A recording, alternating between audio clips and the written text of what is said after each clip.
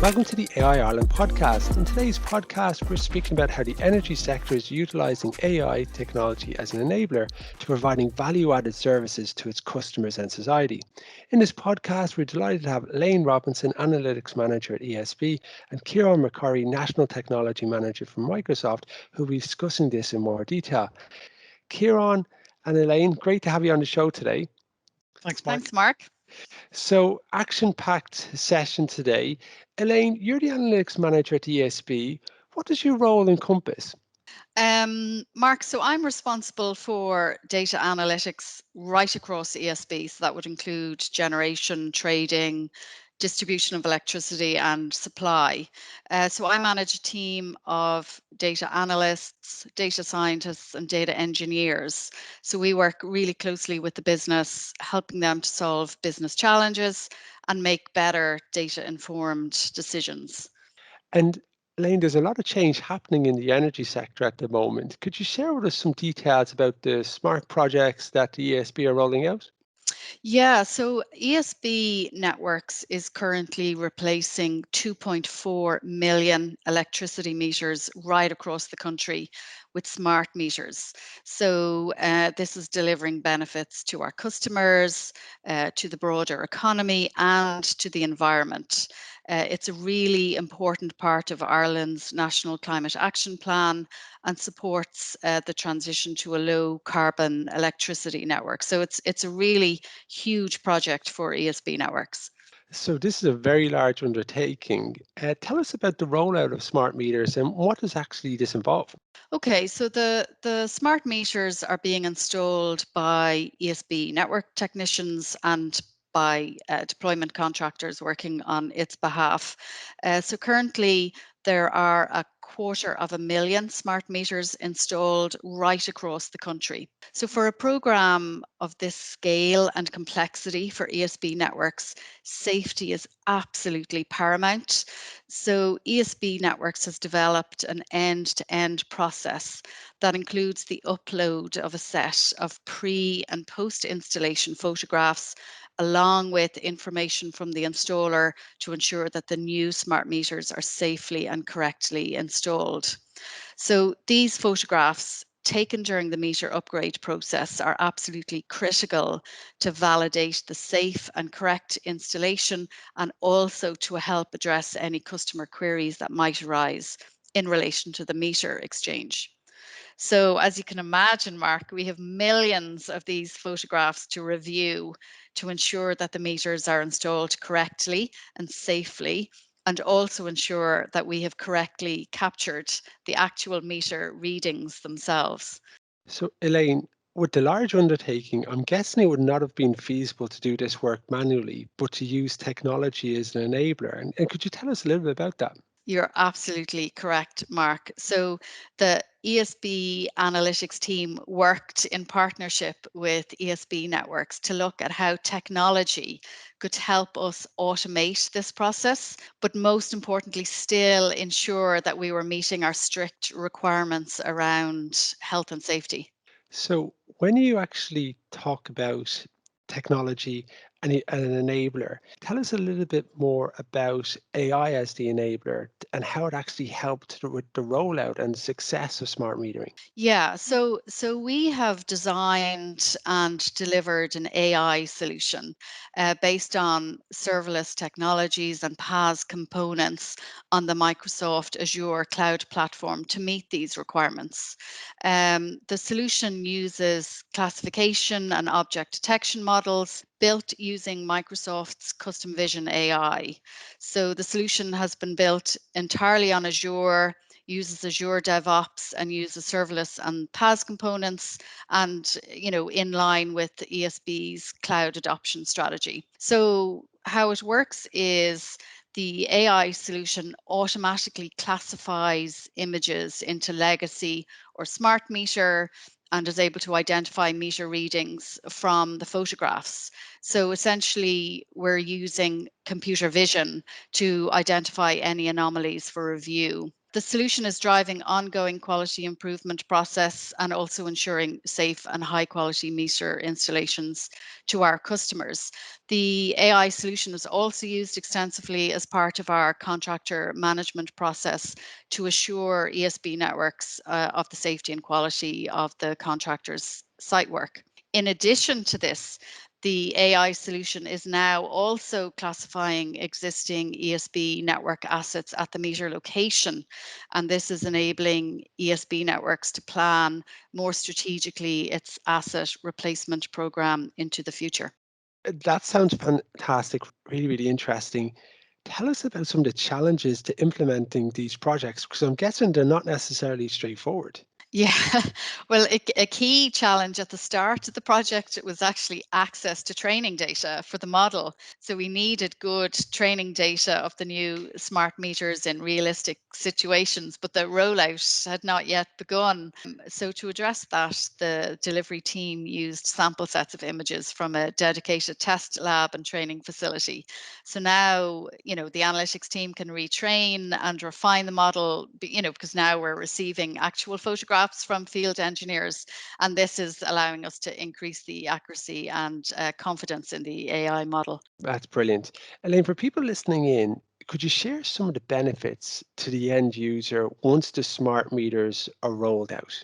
Yeah, absolutely. So, smart meters are the next generation of digital electricity meters, and as I said at the very beginning, they're bringing benefits to our customers, to the environment, and to the economy.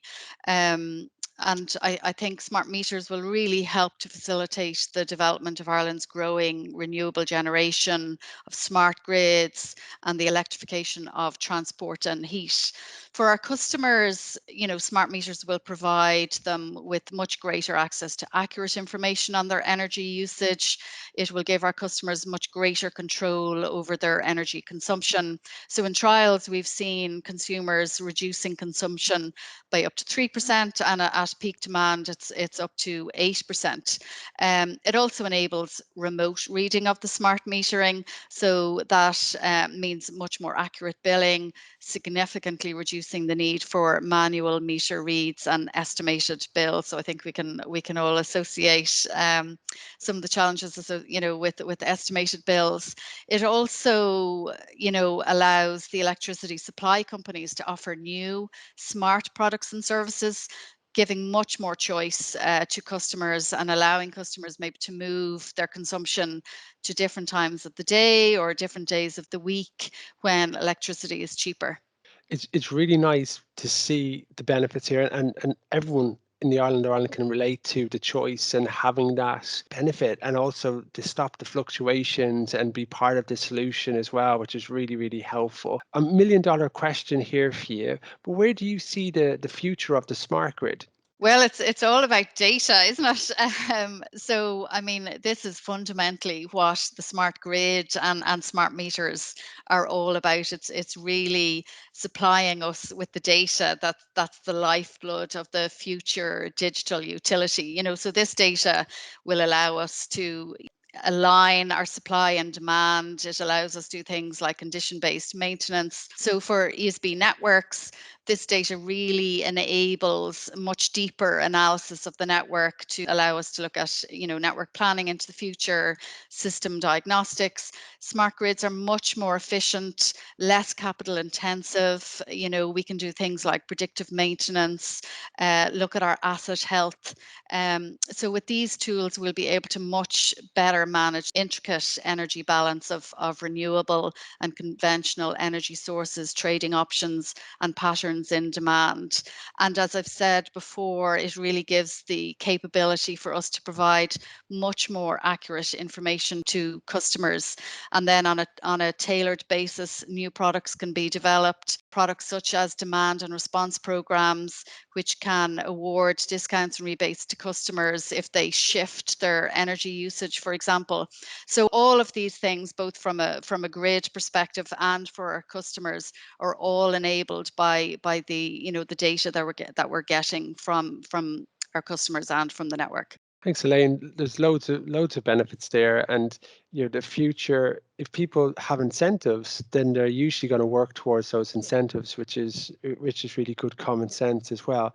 Kieran, I'm going to ask you to get your opinion on a few items as well. It's a great example that everyone in Ireland can relate to and see the benefits of utilising technology to provide a positive impact to society. What are your thoughts on that? Thanks, Mark, and thanks, Elaine, for that overview of the work that you've been doing with ESB. And Mark, as you introduced at the beginning, I'm the National Technology Officer for Microsoft in Ireland. So it's great to see our technology and our platform used so successfully for something that's just going to transform the way that a business operates. And that's really what the use of AI and machine learning is very much about these days. Elaine has described a rollout using technology, doing something that otherwise would have been effectively impossible to do manually, either because it's a very time-consuming process, or it's very labor-intensive, or propensity for humans in the loop to introduce errors is significant. And this is the kind of technology that has really advanced recently. It's come on a lot over the last number of years, and specifically, if I focus on the first part of what Elaine described in terms of the image recognition piece. Image recognition technology reached human parity level several years ago, back in 2016, but it was actually last year in 2020. We, on the computer vision services side of Microsoft Azure, were able to demonstrate that technology actually surpassing human performance in terms of image recognition. So we're on the cusp, and just on the coming out of the starting blocks, really, of this kind of technology really transforming lots of different types of experiences and developments and the way that businesses operate today. Kieran, it's such an exciting time in the energy sector. And Elaine gave a really comprehensive overview about some of the great work that's actually happening there as well. Can you think, this use case, is this just a one-off? Are there other areas where AI can be easily used that come to mind? Yeah, absolutely. It's not just in energy. It's really about the value here being exposed through ease of use of the technology. It's about any business really being able to consume and use these AI and machine learning services directly from the Azure cloud. Effectively, you're just making essentially an API call, really. And in Microsoft, we very often talk about the democratization of AI capability across industries and use cases. So it's much broader, obviously, than just the energy space. But what Elaine has described is a great example of how it can be so easily and so quickly deployed in that environment. And similarly, the use case that Elaine described was about image recognition, but there are other elements to AI and machine learning beyond image recognition. There's chatbot technology. Recently, here in Ireland, at the beginning of the pandemic, for example, last year, saw the HSE very quickly develop a health bot, a chatbot, to help inform the public with respect to COVID and help triage symptoms and direct people to the right types of services. And, some time ago, it would have taken a long time to develop those types of solutions. And yet today, by the ease of access to this kind of technology, that chatbot, for example, was developed in days, not what you might have seen experienced years ago, where it may have taken months to develop. So the key point here, the big takeaway, is this kind of technology and the ease of access to this kind of technology. It pushes forward agility. It drives a speed of development of new types of services and new offerings. Historically, has taken months or years, now taking days and weeks. And this is really how digital transformations and artificial intelligence are completely pushing businesses in new directions and improving their efficiencies and effectiveness on their reach, basically. Kieran, it's a great enabling technology for the reasons you've outlined, but are any considerations that need to be borne in mind? Yeah, it is great to see these kinds of developments, but you're right. It's important that we think about how we use transformative technologies like these appropriately, and especially when there are certain types of concerns we need to be cognizant of. For example, when using personal information, or where there is some kind of health or safety implication. And it was interesting, Elaine touched on that, of course, in the beginning. When you're installing electrical equipment, you want to make sure that it is being installed correctly. So that's a really important part of the story to bring out, this notion of safety and reliability. So you need a kind of framework really for the use of this kind of technology. And in Microsoft, we set out some very clear principles for the responsible use of AI technology some time ago, a few years ago, in fact. And that was based around fairness, accountability, transparency, inclusivity, the two we've mentioned, safety and reliability, but also privacy and security. And in fact, the way that we operated within Microsoft, when we're either developing up the core platform capabilities for these kinds of solutions that Elaine and ESB has described, or we're partnering with organizations to develop these solutions directly. We're very focused on the responsible use of AI. In fact, we have a dedicated Office of Responsible AI within Microsoft. We've got a committee called the Ether Committee, which is focused on AI ethics and engineering and research. And last year we launched a thing called the RAISE initiative, which is the Responsible AI Strategy and Engineering Initiative, so that we make sure we build our products appropriately, such that they can be used in a fashion that, whereby we adhere to those principles we set out earlier. So we've been vocalizing this need for responsible AI usage for some time, and it's great to see the European Union announced its draft EU regulation for the use of artificial intelligence, and it's really beginning to tackle these issues head on, setting out a clear framework in terms of legislation and proposals for how these AI technologies are used safely and used appropriately to make sure that there's no impact or infringing on human rights. So I think I won't go into the detail of it, but there's a lot in this draft regulation that really sets out some solid ground rules for the use of new services, new solutions, new business operations that are going to rely on AI technology. So that's, it's great to see that. It's great to see this kind of advancement being made. And I think it's important. Very often you can look at these kinds of regulatory frameworks and you can think of them almost as restrictions or obstacles, but I think it's much more effective and productive to look at them very much as enablers, where they're really setting out very clear and crisp guidance for how businesses and organizations can develop these value-added services, exactly like ESB has done. And of course, will continue to do with the use of AI in terms of information gathered from smart meters and optimizing as Elaine said, the usage of the grid and consumption of electricity, for example. So I think when you look at this regulatory advance, it's very much there to serve to encourage more innovation and more novel service development that are safe and effective across a whole range of businesses and industries. It's really reassuring rather, that the EU have put such a strong focus on this and being clear from the get-go that they want to have a foundation of trust, and that from that we can know going forward that different things are taken into consideration to make sure that this technology is used correctly, and through open forums and feedback, this has been allowed to happen, which is very, very positive to see when you look at that in general.